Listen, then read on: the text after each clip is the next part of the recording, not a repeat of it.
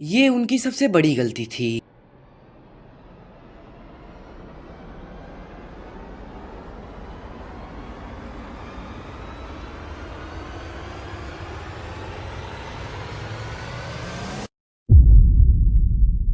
उनको लगा इस -30 डिग्री के ठंड में कहाँ कोई बच पाएगा। अंत में 142 घंटे 30 मिनट की रिसर्च के बाद ये ऑपरेशन को बंद कर दिया गया। दूसरी तरफ सर्वाइवल को प्लेन के सीट के नीचे एक रेडियो मिला। इनमें से एक सर्वाइवल रॉय हार्डली, जो इलेक्ट्रिक्स के एक्सपर्ट थे, वो इस रेडियो को ऑन करने की कोशिश करते हैं और इसके लिए एक लंबा सा एंटीना बनाते हैं। करीब 2 दिनों की नाकाम कोशिशों के बाद वो रेडियो ऑन हो जाता है और उन्हें पता चलता है कि ये रेडियो वन वे कम्युनिकेशन है, यानी कि वो सिर्फ दूसरों की बात सुन सकते हैं, वो अपनी बात दूसरों तक पहुंचा नहीं सकते। उन्हें बाहर की आवाज सुनने पर पता चलता है कि ये ऑपरेशन बंद कर दिया गया है, जिसके कारण सब यात्रियों की एक उम्मीद भी टूट जाती है और सब रोने लगते हैं। अब बर्फ के ठंड में कई दिन बीत चुके हैं, इनके पास खाने के भी बहुत कम सुविधाएं हैं। खाने के नाम पर इनके पास सिर्फ 8 चॉकलेट बॉक्स, मसल्स के कुछ 3 और 3 जेम्स के बॉक्स और एक एल्मर्स का जार और कुछ कैंडीज पड़ी थी। इन्हें ये काफी बचा बचा कर इस्तेमाल कर रहे थे। इनमें से एक सर्वाइवल प्रेडो एक चॉकलेट को लगभग 3 दिनों तक खाए थे, लेकिन इन सब के बाद अब खाना खत्म होने लगा था। अब लगभग 11 दिन बीत चुके थे। इन लोगों के पास खाना बिल्कुल भी खत्म हो चुका था। फिर इन्होंने प्लेन के पार्ट्स को खाना शुरू कर दिया। सोचो एक भूख की ताकत, इन्होंने एक इंजन को भी नहीं छोड़ा और इन्होंने सीट कवर पे लगे लेदर को खाना भी शुरू करा। इसके बाद ये सभी बीमार पड़ने लगे। सिचुएशन यहाँ तक पहुँच गई थी कि इन सर्वाइवल ने कुछ ऐसा करा जिसके बाद आपके होश उड़ जाएंगे। इन्होंने डिसाइड किया कि अब इनको जिंदा रहने के लिए मरे लोगों का मांस खाना होगा। अब इसके अलावा इनके पास कोई चारा नहीं है। इस डिसीजन को लेना कोई आसान डिसीजन नहीं था, क्योंकि क्रैश में मारे जाने वाले लोग उनके यार दोस्त या फैमिली मेंबर ही थे। लेकिन वक्त गुजरने के साथ जब इन्हें ये रियलाइज हुआ कि इनके पास और कोई चारा नहीं है, तब इन्होंने इंसानों की मीट को अपना खाना बनाया। अभी तक एक आफत टली नहीं थी। क्रैश के 16 दिन बाद यानी 29 अक्टूबर की रात लोग प्लेन पर सो रहे थे। अचानक बर्फ का एक तूफान आया, जिसके कारण बर्फ प्लेन के वो हिस्से में घुस गया जहाँ पर वो लोग सो रहे थे और 8 लोग की मौत सांस ना लेने के कारण हो गई। अब सिर्फ 19 लोग बचते हैं। बाहर बर्फ का तूफान आ रहा था, इसलिए अंदर बैठने में ही भलाई थी।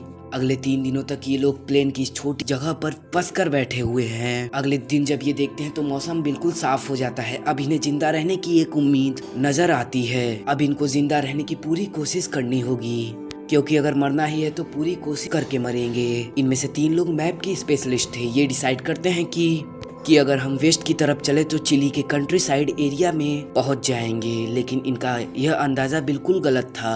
क्रैश के अब 33 दिन गुजर चुके थे। घंटों तक चलने के बाद इन्हें अपने ही प्लेन का टुकड़ा मिलता है, जिससे इन्हें थोड़ी बहुत कपड़े, खाना और दवाइयाँ मिलती हैं, जिसे लेकर ये फिर से चलना शुरू कर देते हैं। क्रैश के लगभग 59 दिन बाद एक फिर से तूफान आता है, जिनमें 3 और सर्वाइवल मारे जाते हैं। दूसरी तरफ यह 3 लोग अभी भी चल रहे होते हैं और एक मौका ऐसा आता है कि इनकी हिम्मत जवाब देने लगती है, लेकिन ये हार नहीं मानते, मुसलसल चलते रहते हैं। ये ग्लेशियर पर चलते हैं, पहाड़ों पर क्लाइंब करते हैं और जब पहाड़ों के टॉप पर पहुंचते हैं, ये चारों तरफ बर्फ ही बर्फ देखते हैं। इनकी हिम्मत बिल्कुल टूट जाती है। इनमें अब चलने की हिम्मत नहीं होती, लेकिन इन्हें फिर दूर एक पहाड़ नजर आता है जिस पर बर्फ नहीं होती। ये अंदाजा लगाते हैं कि इन्हें इसी डायरेक्शन में चलते रहना चाहिए। कई दिनों के हाइकिंग के बाद ये फाइनली एक वैली में पहुंचते हैं। उन्हें एक नदी नजर आती है। अब वक्त नदी का मिल जाना उनके लिए सोने पे सुहागा है। इन लोगों के अंदर जान में जान आती है और ये नदी का पानी पीने के बाद अब ये फैसला करते हैं कि ये नदी के साथ साथ चलते हैं, क्योंकि उन्हें लगता है कि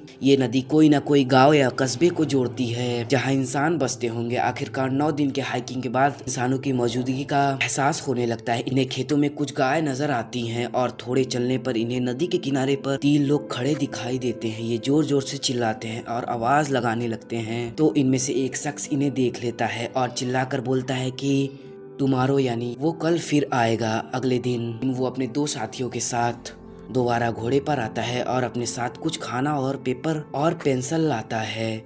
वह इस पेपर और पेंसिल को पत्थर के साथ धागे से बांधकर इनके पास फेंकता है। तकरीबन 2 महीने गुजर जाते हैं। ब्रांडो अपना पैगाम दुनिया की तरफ पहुंचाते हैं।